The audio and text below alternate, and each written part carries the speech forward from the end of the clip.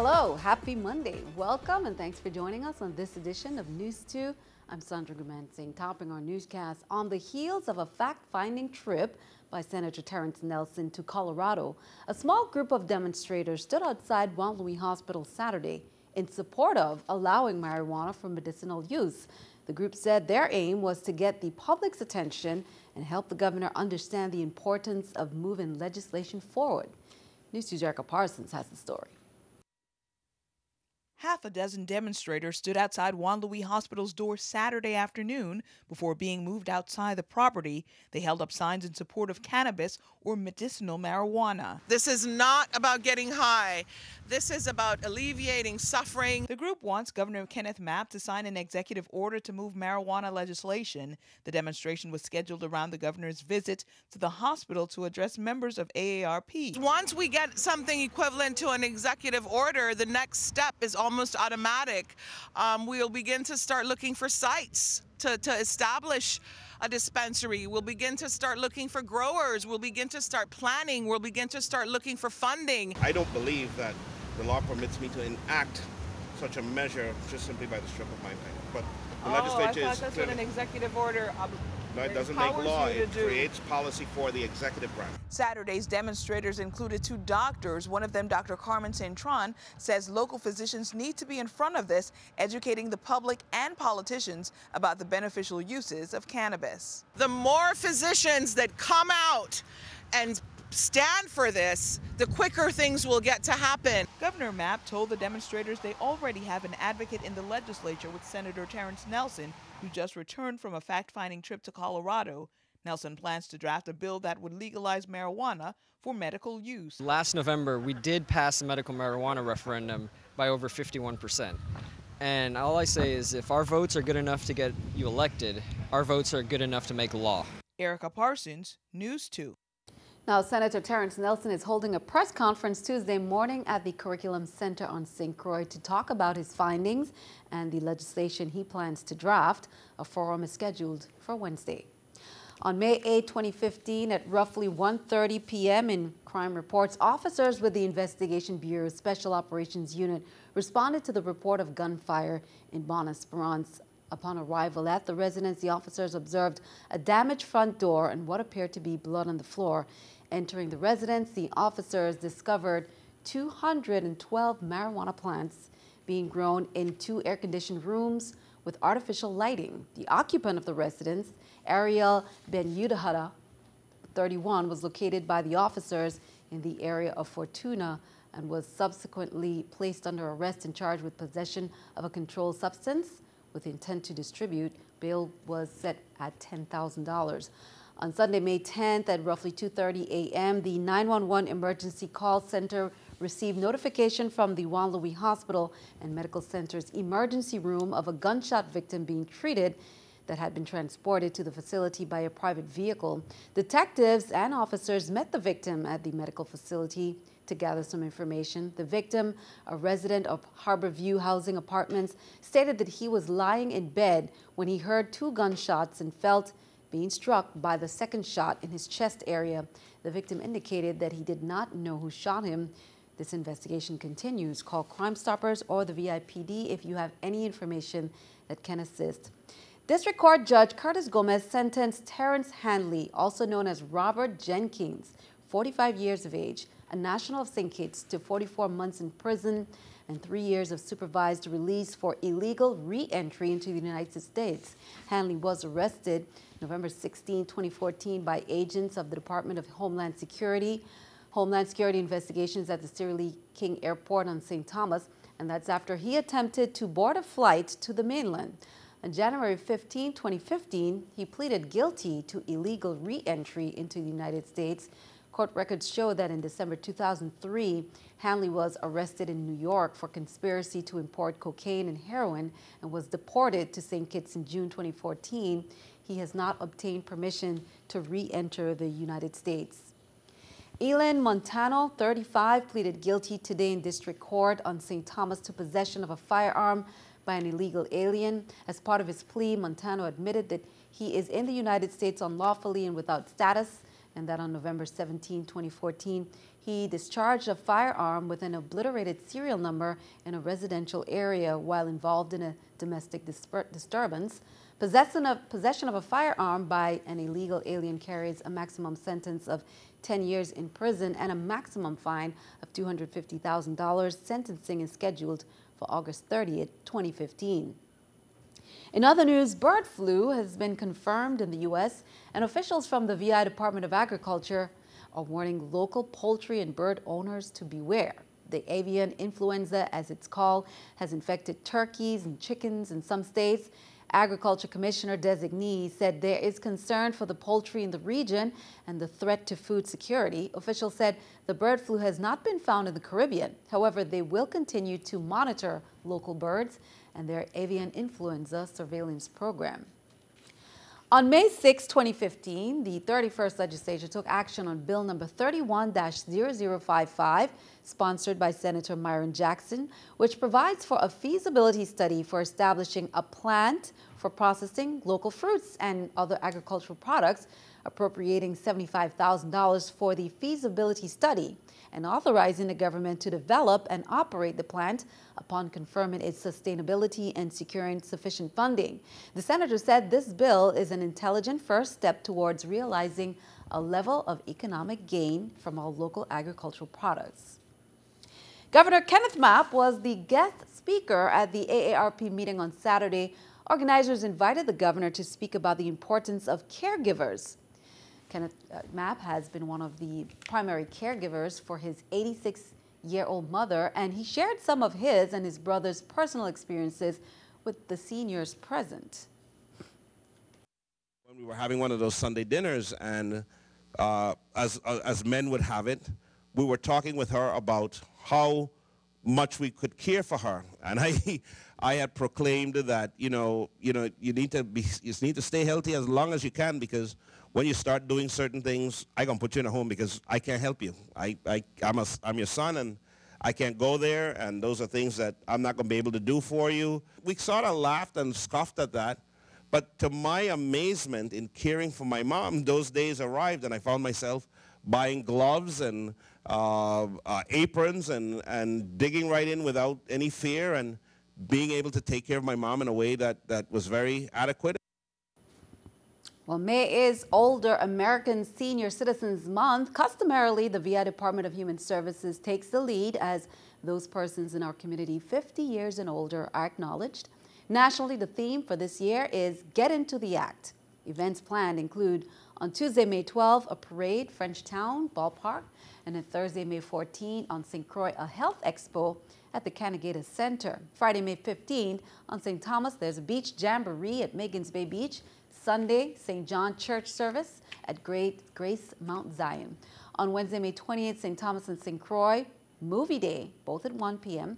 Thursday, May 21st, St. Thomas Health Expo at the Tutu Park Mall. And Friday, May 22nd, a St. Croix Beach Jamboree in Frederick Set Pool. Tuesday, May 26th, St. Thomas Citizenship Day. And then Saturday, May 30th, St. Croix Senior Parade. Well, turning our attention overseas, Tropical Storm Anna's effects on North Carolina Outer Banks weren't as severe as some feared before the storm made landfall. North Carolina Department of Transportation officials were concerned Anna might wash away recent repair work done on the highway.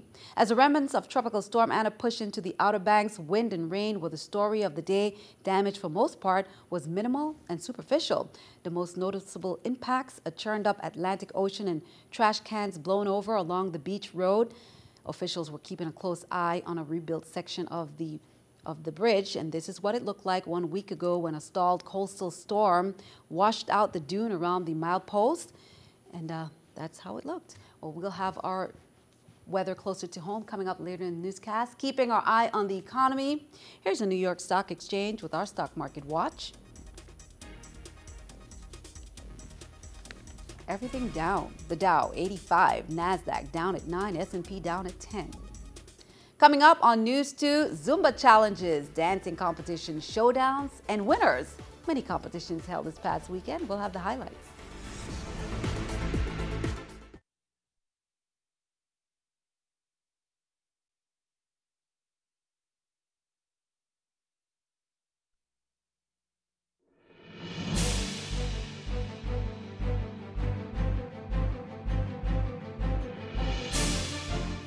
The Department of Public Works Commissioner designee Gustav James informs the motoring public that drainage installation and pavement reconstruction commenced this morning, Monday, May 11th, on Cookie Point Road. He said both lanes will be closed within limited work zones and traffic will be detoured around the established zone. This disruption is necessary, he says, in order to bring the roadway back into compliance for safe usage. Motorists are urged to utilize alternate routes and to pay close attention to posted signs, barriers, and warning devices. The work is expected to be completed no later than Friday, July 3rd, 2015.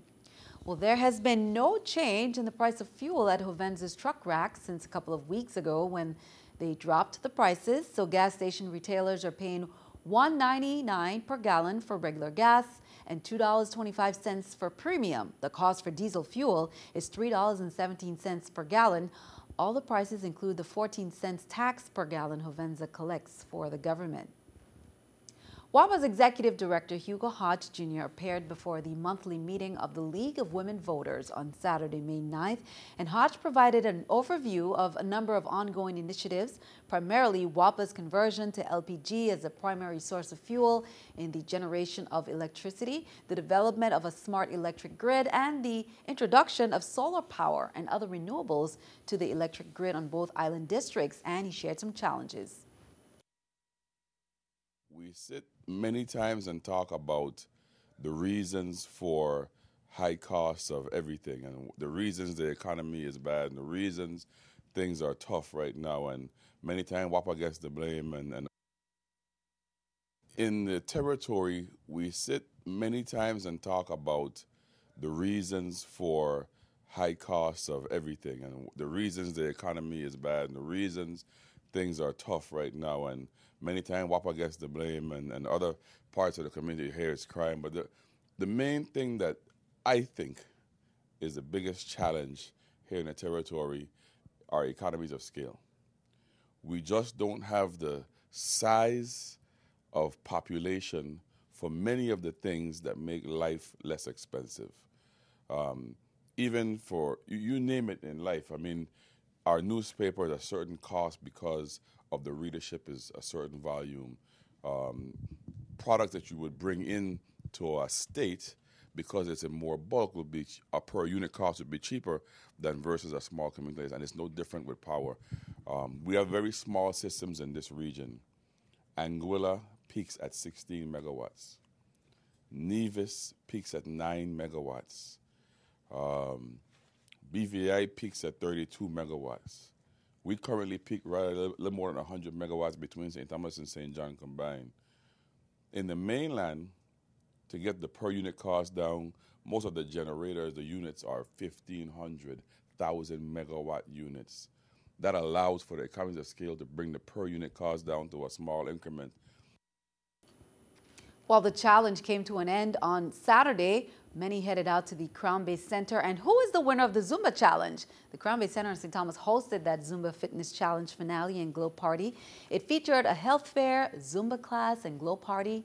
That was from about 7 to 8 p.m. Entertainment by La Fuerza and Cool Sessions Brass. Many danced their way into fitness with this challenge that continued for over a few weeks. And the winner was revealed on Saturday. And congratulations to Diane Ogaro, the grand prize winner, for a trip to Dominican Republic.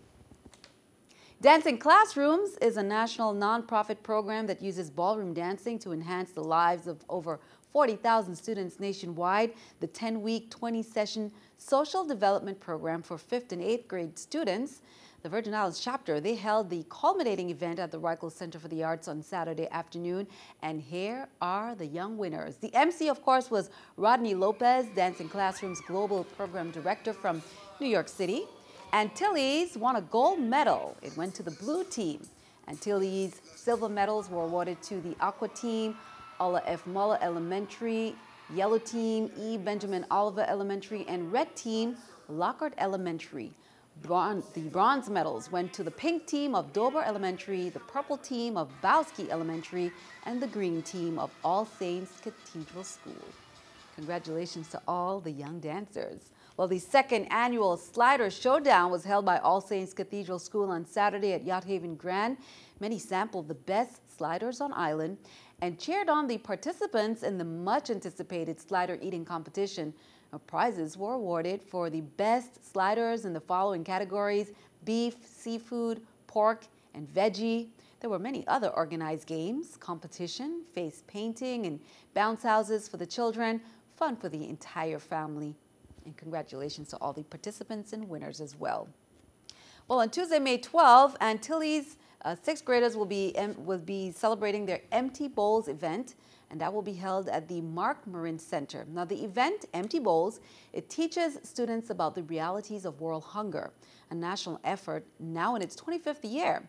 It gives participants the chance to actively create the bowls.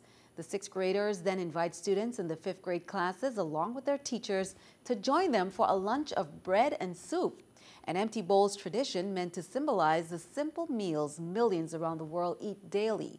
Now, donations are welcomed. Everything brought in for the event will be donated to nonprofit organizations dedicated to fighting hunger on St. Thomas.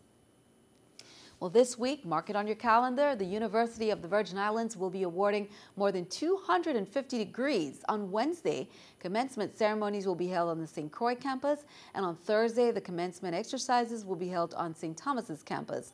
Lawyer, writer, and activist Marian Wright Edelman will be this year's keynote speaker. Former Governor Charles Turnbull and former educator Dr. Ruth Harrigan Beagles will both receive honorary degrees from UVI along with Edelman. 3 graduates from the 2015 class will also be the first to earn degrees in hospitality and tourism management.